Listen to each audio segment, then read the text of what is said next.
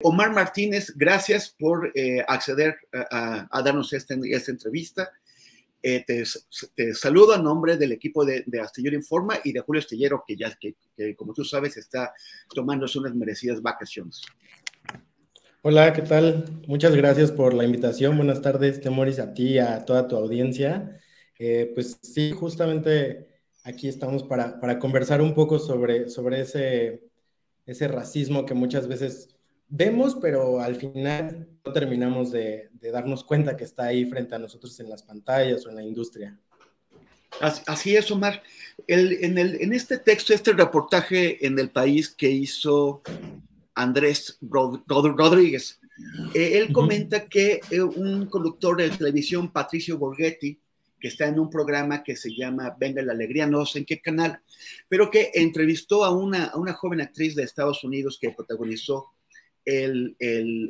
la nueva versión de la Sirenita de Walt Disney.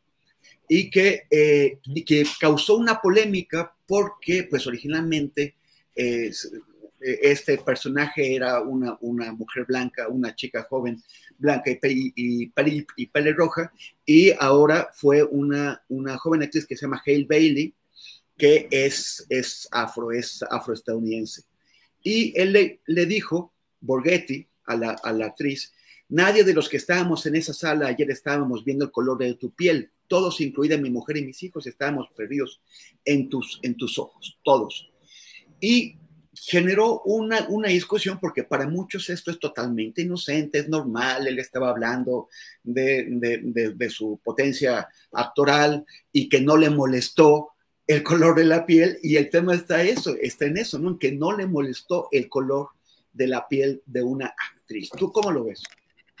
Así es, sí, justo fue un tema que también conversamos mucho aquí en el equipo de Racismo MX, y pues al final, aunque él haya tratado de hacerlo como un cumplido, que como un halago, entre comillas, pues termina siendo un poco lo opuesto. Hay una cosa, y al final es parte de los sesgos inconscientes que tenemos respecto al tema de la discriminación en general en diferentes ámbitos, pero en la parte antirracista, pues se le llama la ceguera del color, ¿no? De decir, pues yo no veo colores, yo no veo tonos de piel, yo no veo orígenes étnicos, yo veo personas. Pero el problema que hay ahí, o decirle incluso, a enfatizar que no está viendo el color de su piel, enfatiza que de entrada lo está viendo, porque está haciendo esa señalización en el tono de su piel.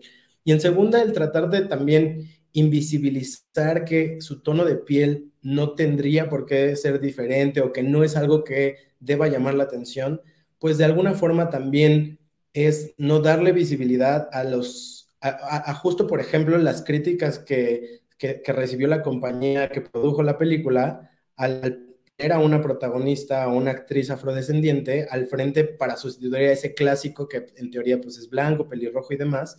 Pues la compañía recibe todas esas críticas, y decir que no vio el tono de su piel es como si invisibilizara toda esa respuesta que tuvo en redes sociales, esa decisión. Y claro que sí es necesario saber y ser conscientes de que los tonos de piel existen, porque esos tonos de piel reflejan discriminaciones, reflejan estigmas, reflejan todas esas críticas que tuvo la compañía, pues al no querer, al ponerla como protagonista, y de toda una gran parte de la audiencia, de decir o manifestar como cierto descontento al respecto, ¿no? Entonces, el comentario, pues, por muy sutil que quiera ser, pues muchas veces forma parte de estas cuestiones o sesgos inconscientes que no sabemos que tenemos, pero que al final ayudan a reproducir ciertas prácticas racistas.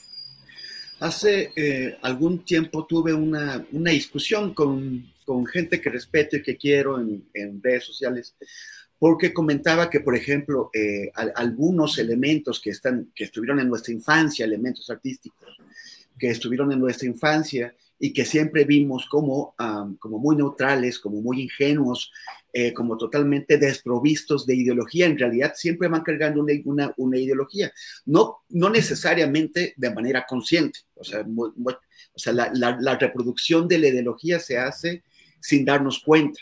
Es de manera, o sea, bueno, claro que hay la consciente, pero aquí estamos hablando de cuando se hace inconsciente. En particular con Cricri.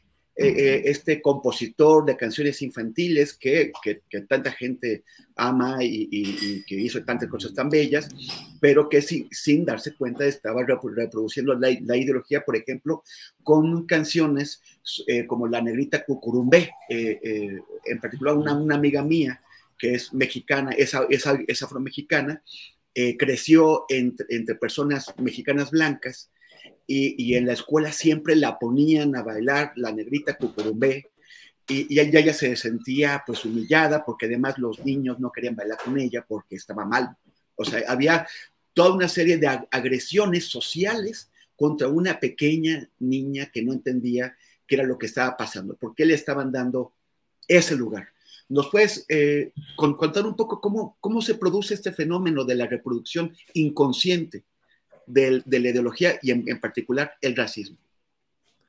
Sí, claro, pues en general, más bien creo que viene principalmente de la cultura que aprendemos en nuestro hogar, en las escuelas, en la historia oficial que también se ha instituido a nivel nacional y tiene que ver con esta reproducción específicamente de estereotipos o de exotización de perfiles corporales, ¿no? Por ejemplo, el hecho de la negrita cucurumbe, el hecho de que sea una persona afrodescendiente de tono de piel oscuro y que, por lo tanto, tiene que cumplir con ciertas características como el bailar o como el tener esta alegría desbordante como pues se caracteriza muchas veces a las poblaciones afrocaribeñas o afrodescendientes en general, ¿no? Pero pues justamente solamente limitarnos a decir que las personas afrodescendientes o las personas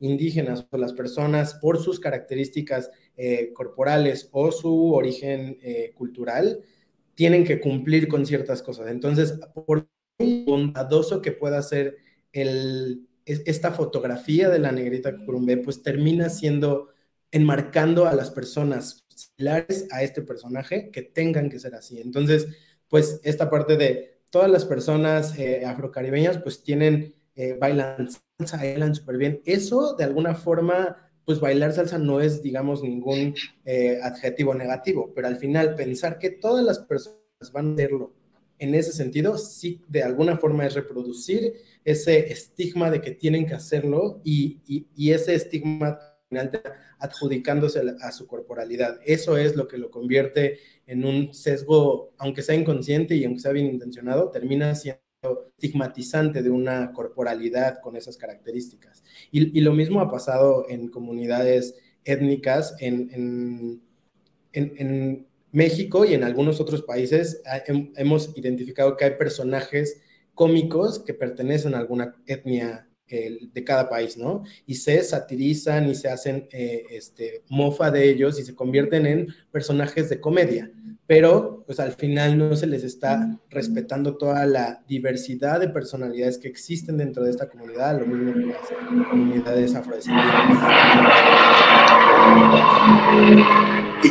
Y también se encierra a las gentes en unas supuestas habilidades y otras que no son. Por ejemplo, que se dicen que los afros son buenos para el deporte, buenos para el baile, como dices tú, pero entonces no para las matemáticas o no para las ciencias o no para la economía.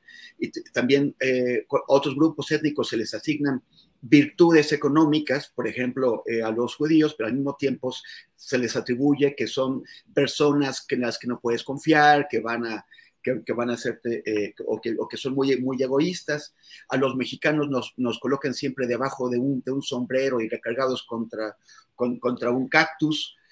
O sea, todo eso. O sea, pero cuando das, o sea, muchas veces muchas personas no se dan cuenta que cuando dan por bueno un prejuicio al respecto de otro grupo étnico, pues estás también validando aquellos prejuicios que hay sobre tu propio grupo étnico, ¿no? Sí, claro, o sea, y no solamente, además de los grupos étnicos, sobre las propias corporalidades, o sea, como bien dices, esto pasa incluso en un origen geográfico, o sea, pensar que todas las personas que provienen de algún país de Asia tengan que ver o que sean expertas en tecnología o dices en matemáticas o que tengan una gran inteligencia, o sea, no no podemos adjudicar, aunque sean pensamientos o prejuicios, tanto positivos como negativos, el adjudicarlo a una corporalidad o a un origen étnico, eso es lo que no nos deja percibir ese ligero o ese sutil racismo, porque al final en cualquier grupo poblacional existen personas y existen personalidades de todo tipo. Hay personas que son buenas para las matemáticas, hay personas que son buenas para el arte, son buenas para todo y sin importar ni su aspecto físico, ni su origen cultural o étnico. Entonces, sí, claro, se confunde y ahí entramos incluso en el problema de la representación, ¿no? De decir, no, es que, o pasa muchas veces en el cine, de, pues si es alguien criminalizado, pues entonces tiene que tener ciertas características y entonces ponemos a la persona morena, ponemos a la persona que viene de un estrato social bajo y entonces pensamos que solamente esas personas pueden delinquir cuando pues sabemos que las personas delinquen por diferentes motivos, razones y en diferentes niveles sin importar sus características físicas. También esa parte se convierte en criminalización y ahí es cuando incluso puede tener como consecuencias más fuertes. Y también o sea, ¿cómo funciona? O sea, ¿cómo se puede lograr que las personas tomen conciencia de sus actitudes racistas y que por lo tanto puedan enfrentarlas y dominarlas para cambiarlas? Recuerdo un debate que hace un par de años organizó Racismo MX con Tenoch Huerta, con Maya Zapata, en donde también estuvo Chumel, este personaje bueno, Chumel. Chumel Torres. Chumel Torres. Y él, él, pues, exhibió durante el debate todas sus actitudes racistas, pero él parecía totalmente inconsciente de su racismo. Y luego, por ejemplo, acabo de ver aquí algunos comentarios, son varios, por ejemplo, uno de alguien que firma como Arletich, que dice, es natural que no te guste la gente de alguna raza, y eso es racismo, se pregunta. O sea, le parece como que no es correcto que si no te gusta la gente de una raza se diga que eso es racismo. ¿Cómo lograr que la gente adquiera conciencia de su racismo y que se proponga cambiarlo? Yo creo que de entrada yo les diría cuestionándonos a nosotros mismos y no como personalmente, sino en el sentido del contexto en el que pertenecemos, del que somos originarios, digamos. O sea, es decir, la periodista Carolina Solís hace un ejemplo entre esta carrera de los 40 kilómetros y plantea el problema de que hay personas que inician en el kilómetro 20 y hay personas que inician en el kilómetro 0. Ese punto de origen, de partida en esa carrera el éxito, llamémoslo de alguna forma, entre comillas, pues justo proviene de cuáles fueron las condiciones dadas en las que cada persona pues nacemos en un contexto de la ciudad, nacemos hablando, nos enseñan a hablar primero como primera lengua el español o algún idioma indígena, nos enseñan, tenemos acceso a la educación básica, incluso hasta la educación superior. ¿Cuáles son estas características que nos hacen ser quienes somos? Y de acuerdo a eso, entender en qué posición y qué beneficios, oportunidades, accesos a derechos nos han sido dados, otorgados con base en esas condiciones. Y probablemente a partir de ahí podamos hacer este ejercicio de saber qué tantos privilegios o qué tantos incluso sesgos tenemos, ¿no? Por ejemplo, si es natural que personas que de otro grupo poblacional, porque al final de cuentas las razas biológicamente no existen, de otro grupo poblacional es natural, hay una división entre, puede ser que sí, o sea, hay un gusto personal que se desarrolla, pero ese gusto personal también está influenciado por diferentes contextos de la sociedad, ¿no? Por ejemplo, en el caso de México, pues yo en lo personal crecí viendo una televisión abierta en la que todos los personajes y todas las personas en las revistas, bueno, no solo la televisión, los medios de comunicación en general, revistas, anuncios publicitarios, telenovelas, programas informativos incluso, pues todos estaban llenos de personas, de tonos de pieles claros, cabellos rubios algunas personas, ojos claros, y entonces, pues esos son insumos que el inconsciente va generando para determinar qué tipo de personas nos atraen o no son atractivas o no, el tipo de cuerpo, las facciones en la cara. Entonces, hay tantas cosas que consumimos sin darnos cuenta que justo es a qué hemos estado expuestos, qué contenidos hemos estado viendo, cuál es la diversidad de personas con las que estamos en contacto, que hay alguna especie de, probablemente a lo mejor patrón, porque si ya identificamos un grupo relacional no nos gusta, entonces probablemente identificamos que otros sí, y ese grupo tiene unas características que probablemente hemos aprendido, nos han enseñado de forma consciente a que es algo atractivo. Entonces, pues sí, al final no puedo decir tampoco que debamos de ir en contra de las con las que nos gusten o nos sintamos identificados o atraídos por, pero sí probablemente haya una influencia inconsciente que hemos adquirido a lo largo de nuestra vida, nuestra formación, etcétera, y nuestra posición social, o sea, digamos, de esta parte de la carrera y de dónde nacimos y demás, que sí influye en nuestras decisiones actualmente. Entonces, irlas cuestionando poco a poco, no tenemos que ser expertos en racismo de un día para otro, pero un poco por ahí podría ir esta aproximación a encontrar estos sesgos inconscientes. ¿Cómo va este debate en la industria cultural? O sea, hay una cuestión que se demanda, por ejemplo, desde el grupo de artistas que se llama Poder Prieto, de inclusión de figuras morenas y negras en los medios, o sea, no solamente como actores de reparto secundario o en papeles malos o denigrantes, sino también en roles más atractivos, como una forma también de ayudar a que la gente entienda que todo el mundo puede ser bello, independientemente de su color de piel o de otras características. Cómo está avanzando la conciencia, y yo casi que no creo que sea un problema de inconsciencia, sino un problema de que conscientemente se eligen ciertos perfiles para ciertos roles, y de esa forma se está reproduciendo la ideología, ¿no? En este caso el racismo. ¿Cómo va este debate?